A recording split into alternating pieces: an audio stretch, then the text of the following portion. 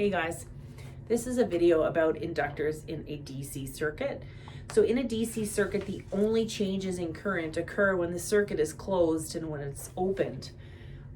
In an AC supplied circuit, you have change occurring 60 hertz per second, which is facilitating a change, not just the opening and closing of a switch.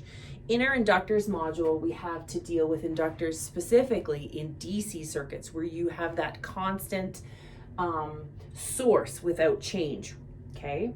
So if inductance is added to a DC circuit, then the current cannot change instantly. When the circuit is closed, the change in current produces a counter EMF, which opposes the change in current. This scenario is identical when the circuit is opened and the counter EMF opposes the change in current. This is how an inductor operates and affects overall current, which we talked about in my previous video. So I'm just kind of bringing us back to that scenario. So hopefully you can see this okay. This is a resistive circuit and I have my switch closing, my switch opening. In a purely resistive circuit, when I close my switch, our current goes to maximum and stays in that state of maximum until I open my switch, okay? And then I drop right down to minimum or zero immediately, okay? So we talked about how an inductor opposes a change in current flow, and it being that it's a DC circuit, direct current, my change is facilitated by the closing of a switch or an opening of a switch, okay? So in the closing of a switch, we are rising from zero to maximum, and that takes 5 time constants to reach maximum value, okay? That's also referred to as exponential growth, all right? The opening of a switch would be the counter EMF is trying to oppose it from falling to minimum, which is dropping from maximum to minimum, and it takes, again, 5 time constants for it to reach its minimum value, and this is known as exponential decay. Okay.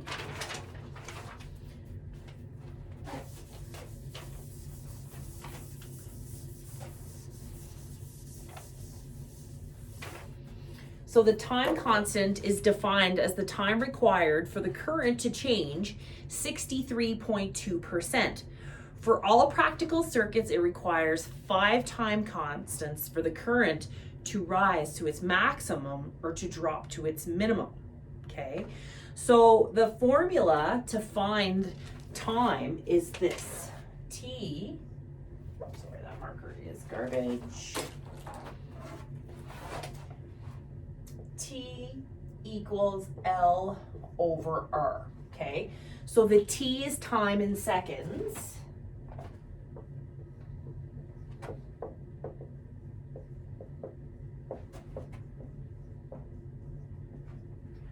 The L is your inductance in henries.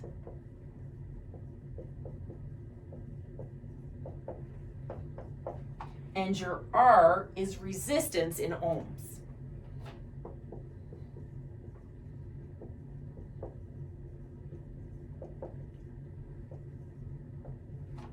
So let's apply that to an example. A coil has an inductance of 23 henries, okay? A coil has the inductance of 23 henries and a resistance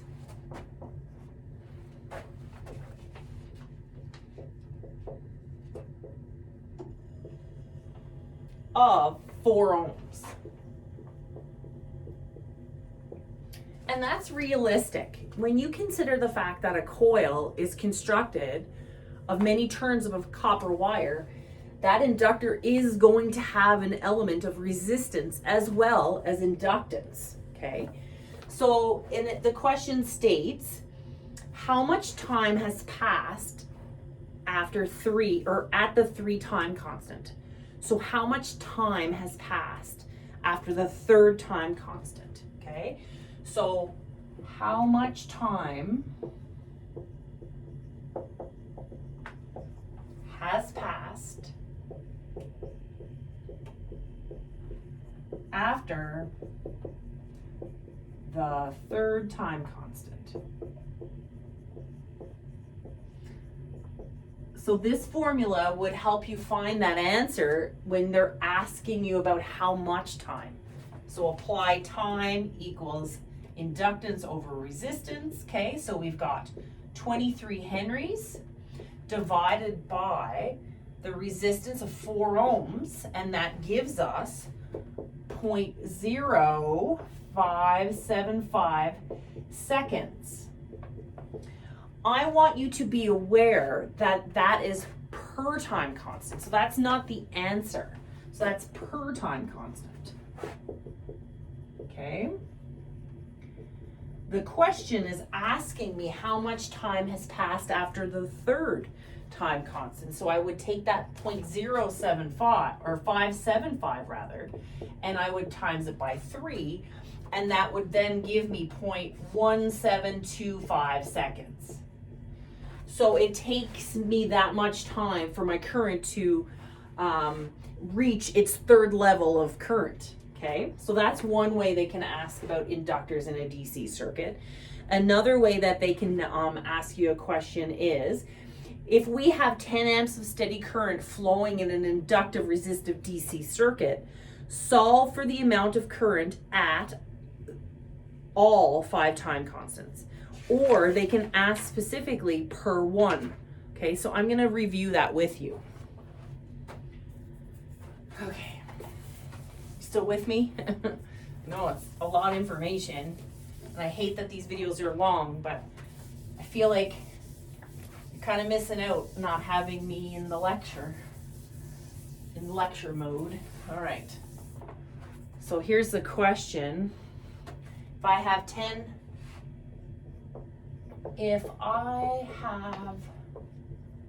amps of current, amps of steady current, meaning after 5 time constants have elapsed, I have 10 amps of steady current flowing,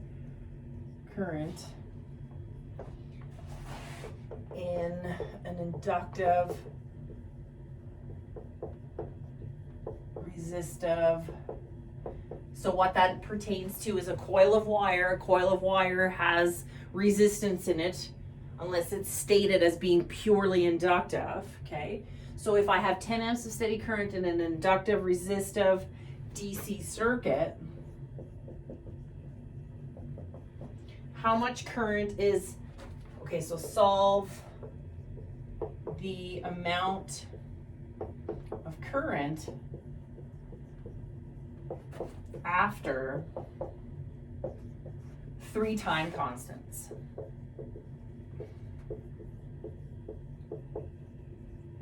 So this board is small, so I'm going to have to erase that, so hopefully you can keep the information. So 10 amps is the value. So if I, let's just say, close my switch, my current is not going straight to that 10 amps. It's going to take 5 time constants for it to reach the steady 10 amps because of the counter EMF that's being produced in that the coil of wire.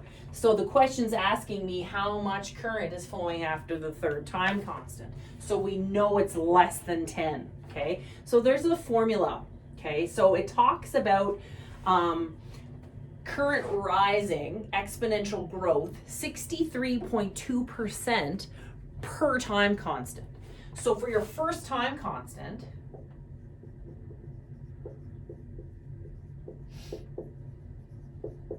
it's simply going to be, so I1T, so the current after 1 time constant equals Imax times 63.2%. Okay, so I've got 10 amps times 63.2%, and that gives me 6.32 amps. Okay, so my current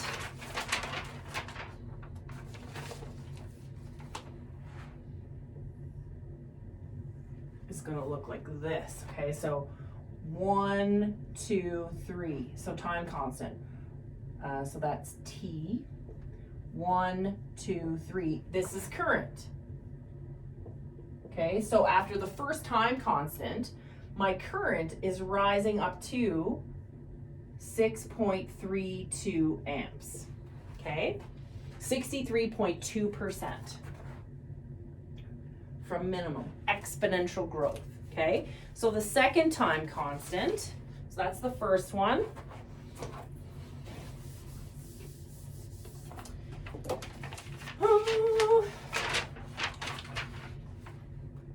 I2T, current second time constant equals.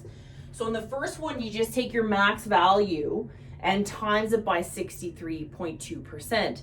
The next time constant, you need to get 63.2% of the remainder from maximum, okay? So it looks like this. So it's going to be I1T plus Imax minus I1T times 63.2%.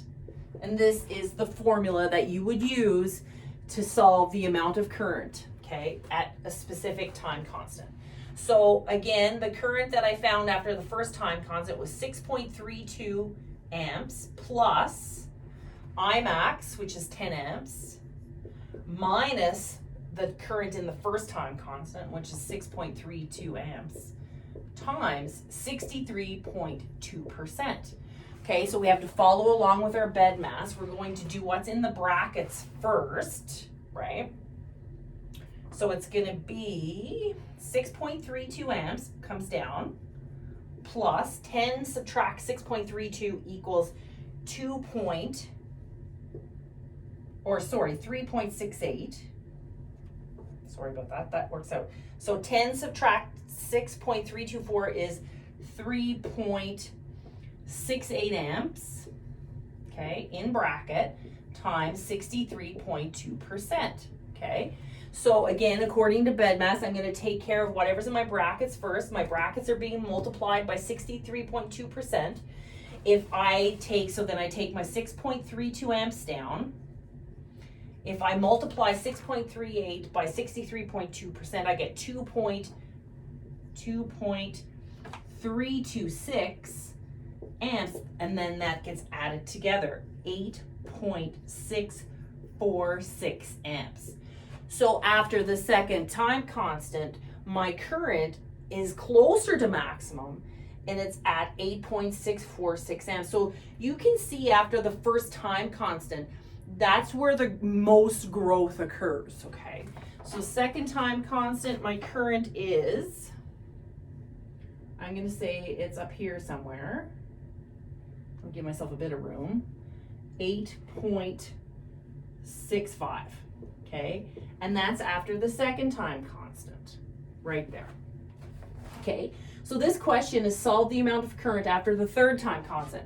So we have to do this again. So the first time constant is simply maximum times 63.2%. When you're in the second time constant, you have to get the difference between what we found in the previous time constant and Imax. So that is the formula we will use, all right?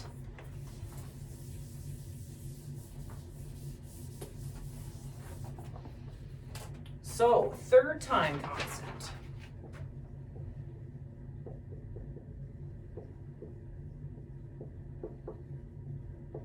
So the formula is I-T3.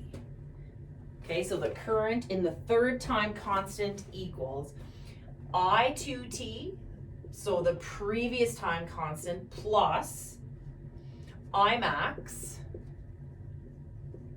subtract I2T times 63.2%.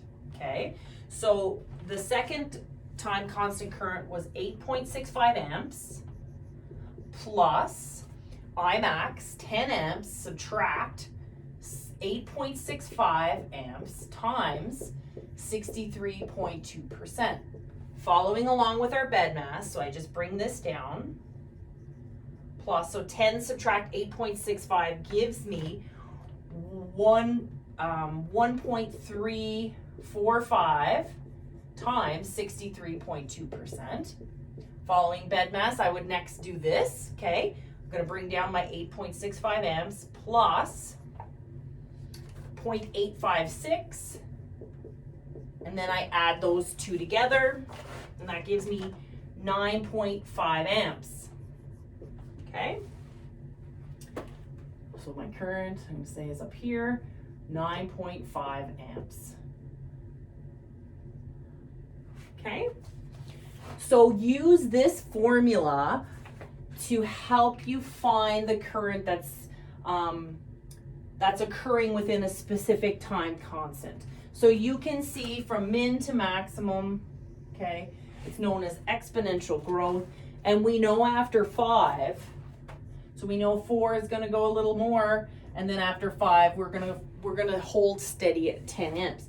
So hopefully this helps you guys figure out how to find the value of current at a specific time constant. There is a calculator function that I would encourage you to use if we were to be writing a TQ for time purpose, because you can see this took a lot of time, but it's important to know where this is coming from, okay? So what else did I have to say about that? Okay, so let's kind of recap. The biggest change in current happens in that first time constant. The first time constant is your maximum times 63.2%, and then the other time constants are the difference between the previous time constant, okay? Thanks, guys.